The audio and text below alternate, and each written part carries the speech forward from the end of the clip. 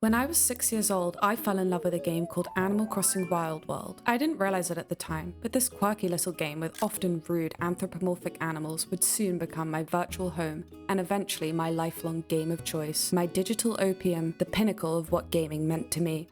This feeling of being at home in the Animal Crossing universe chased me from game to game, and over the 15 years that followed, I grew with the series. When things in my life were difficult, I knew that I had a virtual home I could escape from reality into. That was until Animal Crossing New Horizons.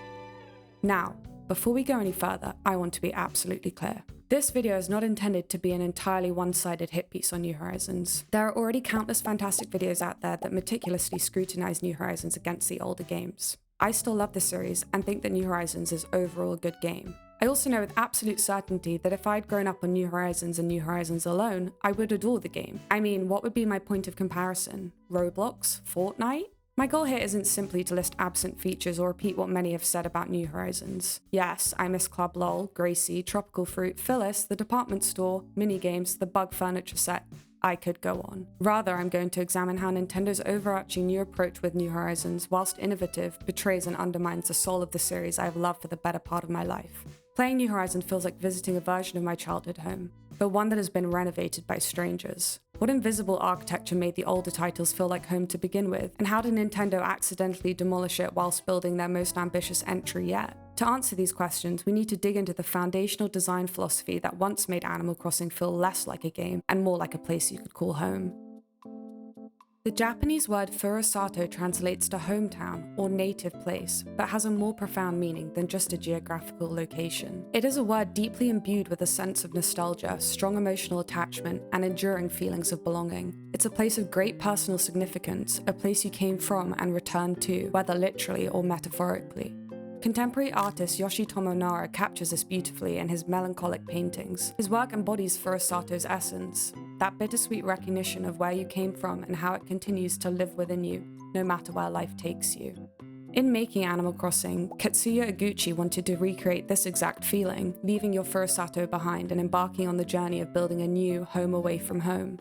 Modeled around his own experience moving from Chiba to Kyoto at age 21 to work at Nintendo's HQ, he described Animal Crossing as featuring three core themes: family, friendship, and community. And the series stayed remarkably loyal to Iguchi's initial premise. You were always an outsider, arriving somewhat unannounced into a pre-existing community. Villagers weren't always initially warm and inviting. Over time, they would grow to accept you, but not without effort on your part. The process of moving to an unfamiliar place and attempting to integrate is not an easy one, and these games didn't shy away from or shield the player from this harsh reality. But over time, your status as newcomer would gradually shift, and those three core themes of family, friendship, and community would really start to shine through in ways that felt rewardingly earned. In New Horizons, the game doesn't begin with you moving to a new town. Instead, you purchase a deserted island getaway package. In some ways, this could be taken to imply that you are involuntarily condemning yourself to a seemingly endless holiday. A holiday, by definition, being a temporary state separate from real life. And I have to admit that New Horizons captures this idea perfectly. Your island, aside from the embarrassment that is Harv's island, is quite literally where this game's universe begins and ends. In Animal Crossing City Folk, random villagers would populate the city square, a really thoughtful touch that always made me excited to go into the city. In Animal Crossing New Leaf, past villagers would wander onto Main Street from time to time, sometimes even appearing in the nightclub and telling you about life in their new town and their fond memories of living in yours. Trains would also pass through your town 4 times an hour. Could we really not have had anything in New Horizons that gave us the impression that our island existed as our cozy home within a wider ecosystem of life such as this? New Horizons just doesn't feel homey in the same way, but somewhat paradoxically, for a game that offers such high levels of creative expression, feels self-contained to an almost suffocating degree.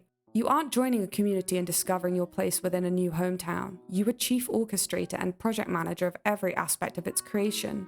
The deserted island you are tasked with developing did not exist before you. Its existence is predicated on your arrival, and your arrival is a result of you purchasing a package holiday? To me, something about this framing feels devoid of the charm I found so appealing in the older games. I do think it is admirable that New Horizons was bold in its departure from previous titles.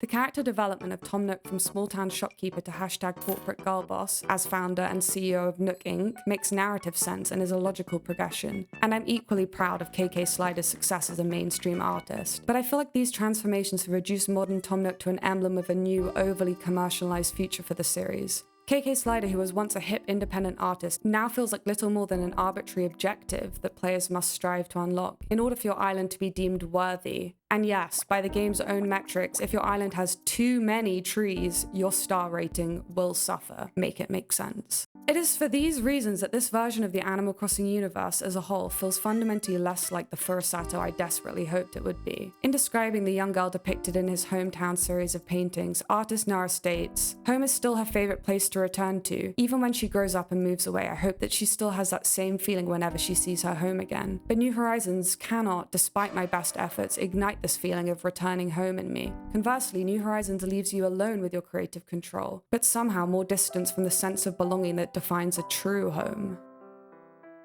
But New Horizons' departure from my Furusato goes deeper than just narrative framing. New Horizons introduced new gameplay mechanics that I find to actively work against the feeling of settling into and establishing a home. The addition of the crafting mechanic to the series transformed the core Animal Crossing gameplay experience, turning what was once about gradually discovering your place in a community into what at times feels like an endless series of unnecessary resource collection tasks. Yes, you can still catch fish, plant flowers, and pay off your loan, but the vast majority of the game's lengthy and unskippable story/tutorial revolves around collecting resources to craft items and decorate your island. The aim? Again, to attract the famous musician KK Slider to come and perform?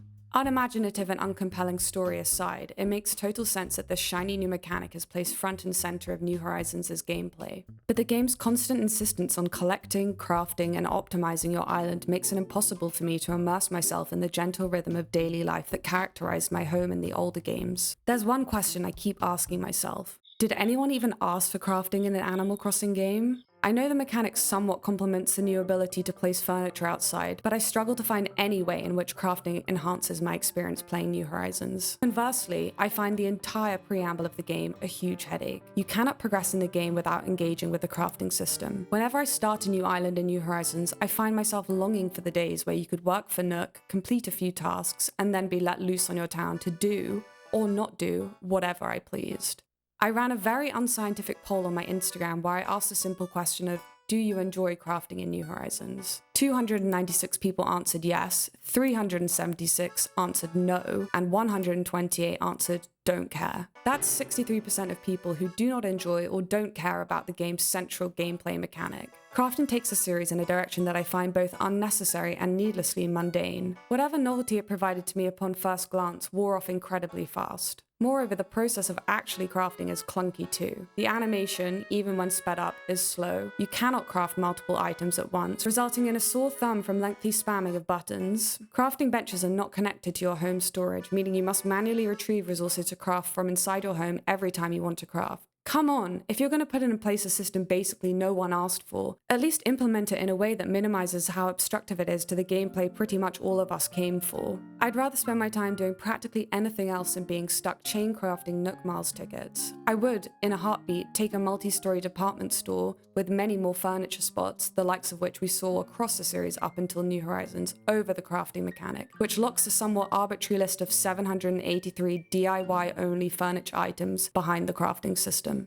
There are 1,997 total furniture items in the game, and roughly 39% of these are only obtainable by crafting. To access the vast majority of these craft-only items, you must obtain a DIY recipe. But obtaining these DIY recipes is ultimately an RNG-dependent experience. Want to craft a bonsai shelf? Well, you might, as I found, have to wait a very, very long time, during which you will almost certainly get served numerous duplicate recipes that have no use to you other than clogging up your storage if you choose not to bin them on site. With all that being said, the one instance where I think crafting makes some degree of sense is in the seasonal crafting items. I enjoy catching cherry blossom petals with my net and using them to craft pretty pink furniture. However, the DIY recipes needed to unlock these seasonal items for crafting are again acquired randomly. But for seasonal items, you now only have a limited time frame during which you can obtain them. Desperately want a cherry blossom pond stone? If you don't get lucky in the 10 days where the recipes are available, you will have to wait until next year, no matter how many duplicate cherry blossom umbrella recipes you found. To anyone that enjoys crafting in this game, I envy you. I wanted to love this feature because I enjoy crafting in other games, but I cannot like it. I don't find it satisfying, I don't find it fun, and I absolutely do not think it revolutionizes the game in a compelling enough manner to justify its inclusion. As one of my followers put it, I would play Minecraft if I wanted to craft something. Okay, so while I still hopefully have your attention, I thought this would be a good time for me to talk about a few of the things that I think New Horizons does well. Even if you don't agree with my views about this game, I hope it is at least evident that I come from a place of love for the series. First, we can finally choose our skin tone, which is obviously the bare minimum, and a slider would have been preferable to the 8 standard options we got, but this is clearly an extremely long overdue improvement to what we saw in New Leaf. Next, the sound design of this game is amazing and super satisfying. However, this does not include the hourly tracks, which I think may demand an entirely separate investigation. Even though iconic pieces such as the cicada stereo are missing, I really like some of the new furniture that was added, a standout for me being the lemon tub. I also love the moving walls and floors, particularly the cherry blossom walls and steamy cloud flooring. Hopefully we can all agree that no game is perfect, and even if you found New Horizons disappointing, I'm sure, like me, that there are still things that you like about the game. I'd love to know your opinion about what New Horizons did well, so please leave any thoughts in the comments section. Now, let's get back to the video. This leads nicely into discussing one of the most popular complaints about this game, tools breaking. I think it's interesting to mention that items breaking was a famously controversial mechanic in The Legend of Zelda Breath of the Wild. In that game, however, the mechanics serve to make the player interact with a larger number of different types of weapons the game throws at you, forcing a degree of creativity into the gameplay experience. I've asked myself for some time what function tools breaking in Animal Crossing New Horizons serves, and the best, most generous answer I've got is, it forces you to engage even more with the crafting system. Look, I personally think that crafting is, at its core, a bland and redundant mechanic. It is for this reason, and this will probably surprise you, that I actually think tool durability needs to exist if crafting is to exist. This doesn't mean that I like either of these systems, nor do I think that they need to be in an Animal Crossing game, but at least tools breaking gives us a reason, albeit a shit one, to use the crafting benches. And guys, I mean, can you imagine how broken it would be if a game with gameplay focused around collecting and crafting allowed you to wield immortal tools to complete these tasks faster with? The tutorial would definitely take less time to complete. And I'm gonna be totally honest with you all, whenever I've dipped my toes into New Horizons, I've opted out of this mechanic entirely. I go to treasure islands and stock up on Nook Miles tickets, golden tools, and the highly elusive normal wood. Give me a sandbox design game and I will use it as such. I have absolutely no desire to play the game the way it was intended, and that makes me sad. I am also sad that people without Nintendo Online can't access these treasure islands and thus do not have the ability to skip the more tedious aspects of the game like I do. Ultimately, I feel like crafting and tool durability are interesting concepts for an Animal Crossing game, but the execution in New Horizons left me feeling more annoyed at the inconvenience it caused than satisfied or rewarded in any way. This mechanic feels like a needless addition to the series, one which ultimately takes the gameplay experience further and further from the virtual home Animal Crossing used to be for me. Wabi-sabi is a traditional Japanese philosophy centered upon the idea of finding beauty in imperfection, incompleteness, and impermanence. Things like asymmetrical Zen gardens, cracked ceramic bowls, and aged wood all demonstrate this concept. It represents a gentle acceptance of the natural cycle of growth and decay. I strongly associate wabi-sabi with the homely feeling of things that appear well loved and used. The older Animal Crossing games were, perhaps unintentionally, masterpieces of wabi-sabi. Your town was never perfect, and yes, things could and would be inconvenient. Grass would erode through the animal tracks mechanism, a fan favorite, leaving behind a semi-permanent record of your daily routine. Villagers had agency and might arrive unannounced, sometimes destroying cherished flowers in the process. Yes, it was a source of frustration for myself and others, but it provided a degree of unpredictability and a sense of life that I find lacking in New Horizons. The town was an active collaborator in its own creation, not simply a passive and stagnant blank canvas masquerading as an island paradise. New Horizons is the antithesis of wabi-sabi. It actively encourages you to strive towards static, decorative perfection, arming you with dictatorial levels of control over your island and its inhabitants. There is no grass decay, no ugly and inconvenient dirt patches, no risk of permanently destroying your flowers if running over them, no unpredictability. Wabi-sabi reveres things that are modest, aged, and imperfect, recognizing that these qualities tell a story and possess a unique charm. As a child playing the early Animal Crossing titles, I was always fascinated by the creepy, mysterious, and somewhat quote-unquote ugly aspects of the game. The weird and unorthodox visual and sound design of the 127 original gyroids present across all games in the series were scrapped in New Horizons. If you had told me that the successor to New Leaf would be released utterly devoid of any gyroids, arguably the most instantly recognizable icons synonymous with the series, I would have laughed in your face. But that is exactly what happened. New Horizons had 0 gyroids present upon release, and they were only added during the final 2.0 update a year and a half after release. But when they arrived, the once expansive crew of 127 was slashed to a meager 36, and they were totally unrecognizable from their forefathers. Gyroids in Japanese history are based on hanawa, which are terracotta clay funeral figures that would be buried with the dead and utilized during rituals. The new gyroids, whilst undeniably cute, feel more like a Sanrio family of toys than ancient burial artifacts. Now, before you even think about running to the comments section informing me of how cynical and jaded I am for expressing any degree of negative sentiment towards what are, by my own admission, very cute and aesthetically pleasing modern gyroids, please consider the following revolutionary statement I am about to make. Could we not have had both? For a game designed with obsessive emphasis on player control, design, and customization, eradicating the weirder and in some instances scarier gyroids in favor of blanket sanitized cuteness means that players can no longer indulge in anything other than cuteness. The erasure of ugly brought with it the decimation of the very unique charm that Wabi Sabi promotes. In an attempt to innovate, New Horizons also purged characters such as Joan, Chip, and Nat in favor of cuter, more universally appealing, and, in my opinion, significantly less remarkable counterparts. This isn't to say that I don't find snotty Daisy May adorable and hip Flick super cool. That is what makes all of these observations much more nuanced than simply good or bad, because how can you feel any amount of resentment towards things that are so undeniably lovable? But again, I ask, why couldn't we have had both? Daisy May could have accompanied Joan on Sunday mornings, Flick and Nat could rotate duties. Why must modernizations come at the expense of legacy and diversity? Children's books such as Where the Wild Things Are and The Gruffalo are considered classics, and demonstrate perfectly that not all media created with children as the primary audience needs to be sanitized or devoid of aspects that could be perceived as scary. The systematic removal of anything remotely unsettling or imperfect, I think, represents a fundamental misunderstanding of what made Animal Crossing special. New Horizons gave us a means to create a beautiful, modernized, and ideal home, but in doing so, unnecessarily sacrificed the elements that made it feel like a true home. It rejected the beautiful imperfection that is so synonymous with the Wabi Sabi, and in doing so, drifted further and further from being my home. A home that is not lived in is simply a house. So did villagers, as the primary inhabitants of this home remain loyal to Katsuya Iguchi's founding themes for the series, that of family, friendship, and community? Well, the answer to that question is complicated, and potentially even somewhat contentious depending on where your experience with the series began.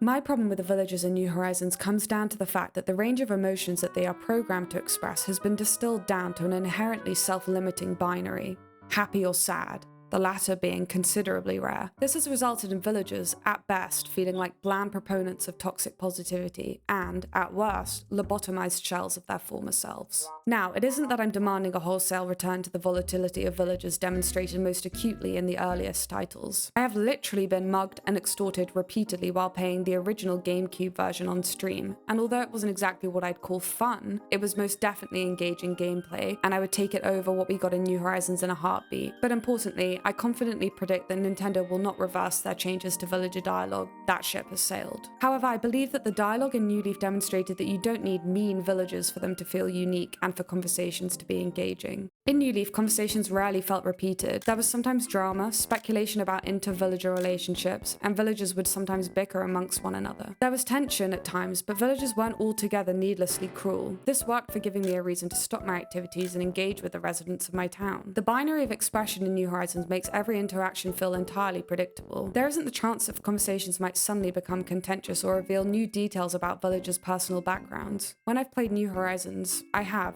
to my shame, actively avoided all interactions with my villagers. This is complicated for me personally. I've experienced conflicting emotions about how I could possibly feel any degree of resentments towards some of the most special characters I loved so dearly throughout my childhood and adolescence. Maybe the kids in my comments section telling me I'm infected with incurable nostalgia are right. New Horizons is not a game designed for my generation, and I should simply move on. Despite it all, I can't help but feel disappointed that New Horizons strayed from the family-friendly yet memorable dialogue that was present in New Leaf. New Horizons stripped back villagers in a way that made them feel so generic that they have become, in my eyes, cosmetic shells. Yes, they look pretty and are, on the whole, cute, but to me they feel like little more than decorative props rather than autonomous vehicles through which the family, friendship, and community themes could ever be expressed. And what is a home without any sense of being lived in? Simply a house. Here's what really breaks my heart. I genuinely believe that if New Horizons had launched with all the content that was eventually added by the final 2.0 update, alongside the depth and character interactions of New Leaf, it could have been a much more satisfying game. The foundation was there. The graphics, while not to my personal preference, were great. The customization options, revolutionary. The potential, enormous. Instead, we got a game that launched feeling hollow, was slowly added to, and then abandoned just as it was beginning to feel more complete. By the time Brewster arrived, by the time we got our beloved Froggy chair back, many of us had already moved on, burned out by hundreds of hours played whilst waiting for the game to become what we hoped it would be. New Leaf's unexpected welcome amiibo update 3 years after its release felt like a beautiful surprise that added to an already highly impressive and expansive take on the Animal Crossing universe. In contrast, New Horizons' 2.0 update felt like a final admission that yes, the game had been missing essential elements, but rather than feeling celebratory, it felt bittersweet. Too little, too late, and followed immediately by the announcement it would be the final major update to the game, just 1.5 years after the game's release. If you've made it this far into the video, please know that all of my criticisms of New Horizons stem from my adoration of the Animal Crossing series. I don't aspire to be labelled as a grumpy old fan that laments change. I want Animal Crossing to evolve and grow. I want new players to fall in love with it the way I did. What I don't want is for that evolution to come at the expense of everything that made the series so special in the first place. The tragedy of New Horizons isn't that it's a bad game. It isn't. The real tragedy is that it represents a fundamental misunderstanding of what home actually means. Home isn't a perfectly curated space that you control completely. Home is messy, unpredictable, and sometimes frustrating, and always alive. It's a place where things happen to you, not just a place where you make things happen. In New Horizons, everything is telegraphed, every mechanic is explained, every goal is stated. There's no mystery, no sense of gradual discovery. The game is designed to be completed and perfected, not lived in and slowly explored. Yoshitomo Nara's art captures something essential about the concept of Furusato, that sense of place that exists not in perfection but in authentic feeling. His figures are often imperfect, sometimes unsettling, but always deeply human. They carry the weight of experience, of having been somewhere and lived through something real. When I look at his figures, I see a childhood version of myself depicted, looking upon what was once their home with uncertainty for the future. As I wait in anticipation for the announcement of the next Animal Crossing game, I hope that we can look back on New Horizons as a fun spin-off in the series. I want to be able to return as an outsider to a new unfamiliar town and make it my Furusato in the next game. I hope that Nintendo remembers that the most beautiful homes aren't the ones that look perfect in photos. They're the ones that feel alive when you're in them. They're the ones that surprise you, challenge you, and yes, sometimes frustrate you. They're the ones that grow and change and age and accumulate the patina of real life live within them. That's the Animal Crossing I'm still waiting to come home to. That's the Furusato I'm searching for. Because sometimes the most beautiful thing about a home isn't that you made it perfect, it's that it made you feel perfectly at home. Thank you for making it to the end of my video. If you've made it this far, please comment "Take me home" so I know that you're part of the very elite video finishing club. Originally this video was going to be much longer, but my script turned into a dissertation and the scope got out of control, so I made massive cuts and focused it much more around the home aspect. I have many more video ideas planned, but I'd love to take some time in my next video to answer any questions you may have for me in a more informal conversation. So please leave anything you want to ask me in the comments, and don't forget to subscribe so you don't miss my future videos. Thank you so much again, and see you next time. Bye!